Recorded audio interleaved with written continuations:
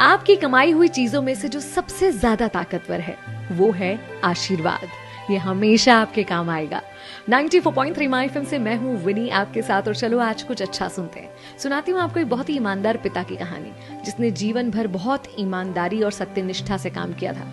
अब जब उन्हें लग रहा था कि उनका अंत समय नजदीक है, तो अंत समय में अपने बेटे धनपाल को अपने नजदीक बुलाया और उससे कहा कि बेटा, जाते जाते तुम्हें देने के लिए मेरे पास कोई बहुत बड़ी संपत्ति जायदाद तो नहीं है, लेकिन हाँ, आशीर्वाद देकर जाता हूँ। आशीर्वाद ये कि तुम जो भी करो उसमें सफल हो। मेरा आशीर्वाद है कि अगर तुम धूल को भी छुओगे ना तो वो सोना बन जाएगी। उनके बेटे धनपाल ने हाथ जोड़कर सर झुकाकर पिता से आशीर्वाद लिया और उसके बाद पिता ने भी इत्मीनान से अपने प्राण त्याग दिए। धनपाल पर घर की जिम्मेदारी आ गई थी। उसने छोटा सा ठेला लगाकर एक छोटा सा व्यापार शुरू किया। व्यापार में उसको अच्छा मुनाफा, लाभ और नाम मिला। उसके बाद उसने एक छोटी दुकान खरीद ली। छोटी दुकान के बाद बड़ी दुकान, बड़ी दुकान के बाद कारखाना, फैक्ट्री। शहर के संपन्न लोगों में उसका नाम हो गया और व्यापार देश विदेश तक फैल गया। हर किसी से हर जगह जाकर यही कहता था कि ये सब कुछ मेरे पिता के आशीर्वाद का फल है। लोग मजाक उड़ाते थे। कुछ लोग बोलते थे कि अगर तुम्हारे पिताजी में इतनी ताकत थी तो खुद क्यों नहीं बन गए संपन्न व्यक्ति। तब ये कहता कि मैं उनकी ताकत की बात नहीं कर रहा हूँ, मैं उनके आशीर्वाद की ताकत की बात कर रहा हूँ, जो हमेशा मेरे साथ होती है। मेरे पिता ने कहा था कि धूल को भी छुओगे तो सोना बन जाएगा, और ऐसा होता है मेरे साथ। उसके एक मित्र ने एक दिन उसका परिहास करते हुए कहा कि अच्छा, अगर ऐसा ही है, इतना ही शक्तिशाली है तुम्हारे पिता का आशीर्वाद, तो क्यों नहीं कोई ऐसा व्यापार करके देखते जिसमें नुकसान सुनिश्चित हो। अगर आशीर्वाद साथ होगा तो वहां भी मुनाफा होना चाहिए। धनपाल ये करने को भी तैयार हो गया। उसने ढूंढा अफ्रीका का एक ऐसा शहर जहां बहुत लौंग होती थी। वहां से लौंग हिंदुस्तान आई जाती थी, लेकिन इसने कहा कि नहीं भाई, वहां से 12 गुना महंगी लौंग मैं यहाँ से खरीदूंगा और वहां जाके बेचूंगा। फिर तो नुकसान होना ही चाहिए ना। देखते हैं यहाँ मेरे पिता का आशीर्वाद काम करता है या नहीं करता। ये शहर पहुंचा लौंग का व्यापार करने के लिए।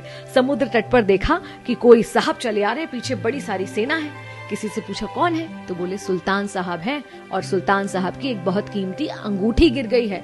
वो सेना के साथ रेत में छन्नियों के साथ उस अंगूठी को ढूंढने निकले। ये उनके पास गया, सुल्तान साहब से नमस्ते किया और बताया कि आपके यहाँ लौंग का व्यापार करने आया हूँ।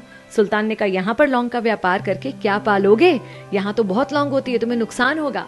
तब इसने फिर वही बात कही कि मेरे साथ मेरे पिता का आशीर्वाद है, और उन्होंने मुझे कहा है कि अगर मैं धूल को भी छूऊंगा तो वो सोना बन जाएगी। और ये बोलते बोलते वहां की धूल को इसने जब अपने हाथ में लिया तो ये क्या, उस धूल में आ गई सुल्तान की अंगूठी हाथ। वही अंगूठी जिसे सेना लेकर ढूंढ रहे थे सुल्तान, और उस अंगूठी को देखकर बहुत प्रसन्न हो गए।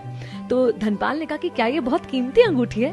तो उन्होंने कहा, कीमती नहीं, किसी विशेष व्यक्ति ने मुझे दी थी और मेरे लिए ये मेरी सारी जायदाद से भी ज्यादा कीमती है। आज तुमने मुझे अंगूठी दी है, तुम लौंग का व्यापार करने आए हो, बताओ कितनी लौंग है तुम्हारे पास? सारी मैं खरीदूंगा, वो भी तुम्हारी मुंह बोली कीमत पर।